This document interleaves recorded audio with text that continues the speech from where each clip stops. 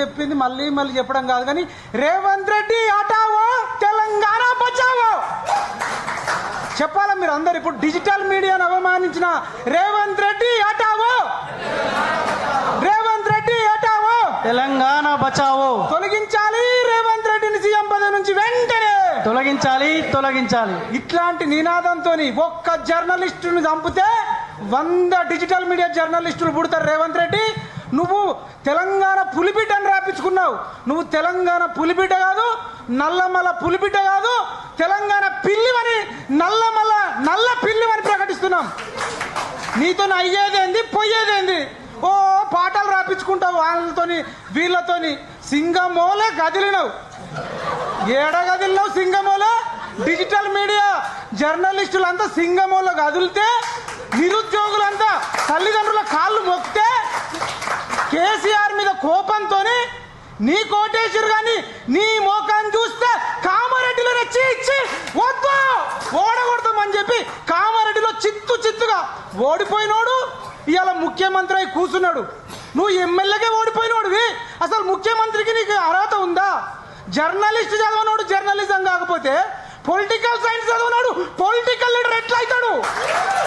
అడుగుతుంది తెలంగాణ, అడుగుతుంది digital media. ఇలా ఎవరికి కష్టం వచ్చినా తిన్నా తినకపోయినా మేము ఆకలి కోర్చుకొని ఒక్కొక్కసారి 4 గంటలకు ఛాయలు తాగి బతుకుతే నువ్వు నాటుకోడి తినుకుంటా ఫుట్బాల్ ఆడుకుంటా నీతులు చెప్తావా? Revanth Reddy dummy candidate, zero candidate.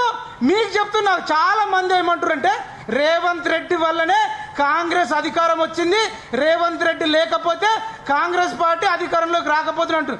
Revanth Reddy అంత మునగాడైతే, రేవంత్ రెడ్డికి మూతి మీద మీసం ఉంటే, రేవంత్ రెడ్డి పులి అయితే టీడీపీ పార్టీకి పోయి టీడీపీ పార్టీ నుంచి నువ్వు సీఎంగా, టీడీపీ పార్టీ నుంచి సీఎం కాదు కదా, నువ్వు వార్డు మెంబర్ కూడా కాలేవు.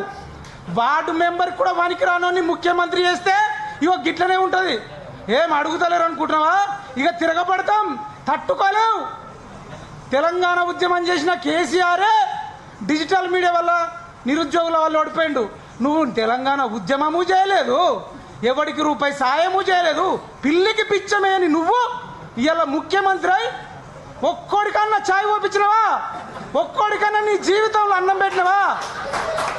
అసలు ముఖ్యమంత్రిగా కాదు, నువ్వు మనిషిగానే పనికిరావని ప్రకటిస్తున్నాం. మనిషిగా కూడా పనికిరావు. ఎన్నికల కమిషన్ కు సుప్రీంకోర్టుకు చెప్తున్నాం, ఇవాళ ఎవడు వాడితే వాడు ఎమ్మెల్యే అయిపోడు, ఎంపీలు ముఖ్యమంత్రులు మంత్రులు అవుతారు. క్వాలిఫికేషన్ ఉండొద్దా? ఇప్పటి నుంచి ముఖ్యమంత్రులకు కానీ మంత్రులకు కానీ ఎమ్మెల్యేలకు కానీ పోటీ చేయాలంటే ఎగ్జామ్ పెట్టాలి. ఆ దిశగా మనం అందరం ఆలోచించాలని. రేవంత్ రెడ్డి ఎంత డమ్మేయో ఇంకొక లైన్ చెప్తా.